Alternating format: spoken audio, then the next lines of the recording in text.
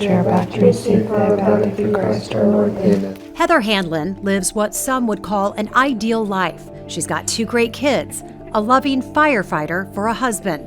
What could go wrong? I woke up one morning and realized that one of my breast implants had deflated. Concerned, Heather reached out to a local plastic surgeon. She said she'd love to help me repair my implant, but she needed me to have a mammogram prior to her being willing to perform surgery on me. Not even 40 yet, Heather pushed back. I actually thought it was obnoxious that I needed to have a mammogram because I don't have any breast cancer in my family. Heather never imagined she'd soon be in the hands of an oncologist. I'm getting a call from the staff radiologist saying that we needed to schedule a biopsy, that they didn't like what they saw on the mammogram. She remembers getting the confirmation she had breast cancer and making that call to her husband. Just called him and I said, "Baby, it's cancer." Sorry. Next, telling their kids.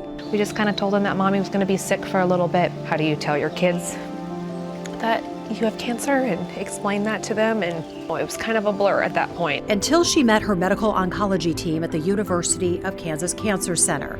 Heather went through painful chemo, radiation, and underwent a double mastectomy. While Heather was going through treatment, Chris found inspiration from those around him. Members of the fire department, I've been on the fire department 20 years. That's like a family. And our church, we just had a lot of help. And I often think, what do people do who don't have a support group and don't have a support network? You know, if you were a single mom, had no money, no friends, no family. So this tough firefighter turned husband of a breast cancer survivor decided to go big. The only hard edge we'll tape out will be where the 3-dimensional part goes back. We purchased the property about 2 years ago. A building Chris bought for business storage happened to be perfectly placed at the corner of Seneca and Rainbow in Kansas City, Kansas, a road leading away from the cancer center. I just couldn't believe it. I was like, "Well, you want to do what? You want to put a breast cancer mural up?"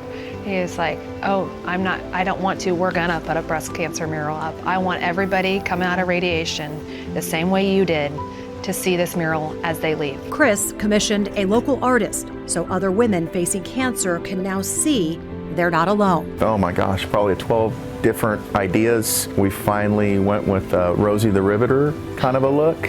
That's what Heather ended up liking the most. And we're like, well, when somebody gets radiation, they're gonna go right by this, and you know, we can just help one person get through the day. Its message, a part of the landscape, and now a part of Heather. There's not very often that I meet another female and I don't ask them when they've had their last mammogram or when they're due for their mammogram. As for Chris's message, Let's say you're saving a set of dishes for a special occasion, or a bottle of wine for a special occasion. There's no such thing.